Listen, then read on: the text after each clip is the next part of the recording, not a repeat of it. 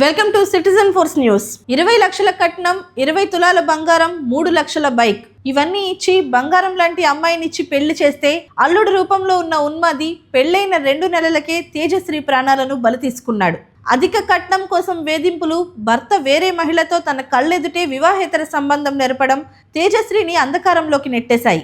మొగుడి రూపంలో ఉన్న ఆ మృగాడి దాష్టీకానికి తేజశ్రీ అంతమైపోయింది. శ్రీకాకుళం జిల్లాకు చెందిన తేజశ్రీ అనే యువతి కట్న పిశాచుల కక్కుర్తికి, ఒక ఉన్మాది వికృత చేష్టలకు బలైపోయిన ఉదంతం వింటుంటేనే గుండె తరుక్కుపోతోంది. అమ్మా నాన్నల కళ్ళల్లో మెరిసే ఆనందం, అత్తారింట్లో అడుగు పెడితే మహాలక్ష్మిలా వర్ధిల్లుతుందన్న నమ్మకం, కోటి ఆశలతో మొదలైన ఆ కొత్త జీవితం పెళ్లైన 2 నెలలకే 100 ఏళ్లు నిండిపోయి నిశ్శబ్దమైపోయింది.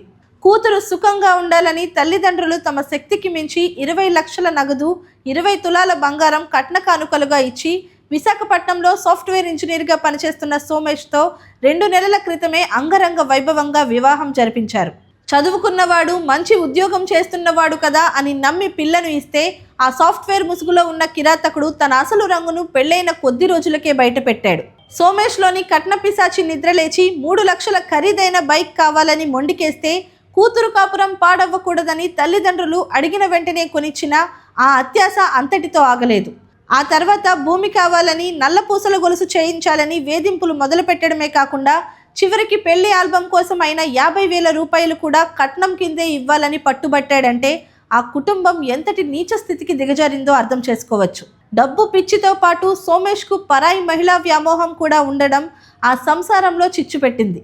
పెళ్లైన 2 నెలలకే మరో యువతిని తన ఇంటికి తీసుకురావడంపై భార్య తేజశ్రీ ప్రశ్నించినందుకు ఆమెపై పశువులా దాడి చేసి శారీరకంగా, మానసికంగా నరకయాతనకు గురిచేశాడు. ఏం జరిగిందో తెలియదు కానీ తేజశ్రీ విగతజీవిగా మారింది. సంఘటన జరిగిన రోజు ఇంట్లో తీవ్ర వాగ్వాదం జరిగినట్లు సమాచారం అందుతోంది. అయితే తేజశ్రీ చనిపోయిన విషయాన్ని సోమేష్ నేరుగా తల్లిదండ్రులకు చెప్పకుండా తన స్నేహితుడితో ఫోన్ చేయించడం అనేక అనుమానాలకు దారితీస్తోంది. మీ అమ్మాయి ఉరివేసుకుంది అని వారు చెప్పిన మాటలకు ఘటనా స్థలంలో ఉన్న ఆనవాళ్లకు పొంతనలేదు. తేజశ్రీ మెడపై, కాళ్లపై గాయాలు ఉండటం చూస్తుంటే అది ముమ్మాటికి హత్యేనని, ఆ తర్వాత పథకం ప్రకారం ఆత్మహత్యగా చిత్రీకరించే ప్రయత్నం చేశారని మృతురాలి బంధువులు ఆరోపిస్తున్నారు.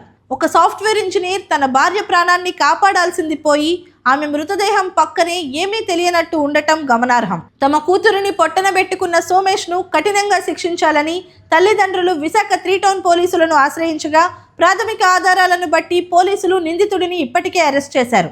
లక్షల జీతం, సమాజంలో హోదా ఉన్న మనిషిలో మానవత్వం లేకపోతే ఇలాంటి ఘోరాలే జరుగుతాయని, చదువుకున్న కిరాతకులు కట్నం పేరుతో చేసే ఈ ఆకృత్యాలకు తేజశ్రీ బలవ్వడం సభ్య సమాజానికి గొడ్డలి పెట్టు అని పలువురు ఆవేదన వ్యక్తం చేస్తున్నారు. ఇలాంటి ఉన్మాదులకు చట్టం కఠినమైన శిక్ష వేసినప్పుడే మరో తేజశ్రీకి ఇలాంటి అన్యాయం జరగకుండా ఉంటుంది.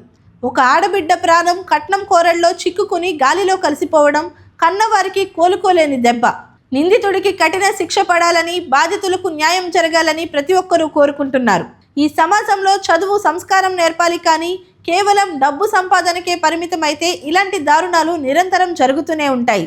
చట్టాలు ఎన్ని ఉన్నా మనుషుల మనస్తత్వాలు మారనంత కాలం ఆడబిడ్డలకు రక్షణ కరువుగానే ఉంటుంది. కట్నం కోసం వేధించే వారిని సామాజికంగా బహిష్కరించాల్సిన అవసరం ఎంతైనా ఉంది. నేటి యువత చదువుతో పాటు నైతిక విలువలను కూడా పెంపొందించుకోవాలి. అప్పుడే ఇలాంటి ఆకృత్యాలకు అడ్డుకట్టపడుతుంది. తేజశ్రీ మరణం కేవలం ఒక కుటుంబానికి సంబంధించిన విషయం కాదు. ఇది మొత్తం వ్యవస్థకే ఒక హెచ్చరిక లాంటిది. పోలీసులు ఈ కేసును వేగంగా దర్యాప్తు చేసి దోషులకు ఉరిశిక్ష పడేలా చూడాలని బాధిత కుటుంబ సభ్యులు, స్థానికులు డిమాండ్ చేస్తున్నారు. ఈ వీడియోపై మీ అభిప్రాయాన్ని కామెంట్ చేయండి. మరిన్ని అప్డేట్స్ కోసం సిటిజన్ ఫోర్స్ న్యూస్ ఛానల్ను సబ్స్క్రైబ్ చేసుకోండి. అలాగే కొత్త వీడియో నోటిఫికేషన్ కోసం బెల్ ఐకాన్ను క్లిక్ చేయండి.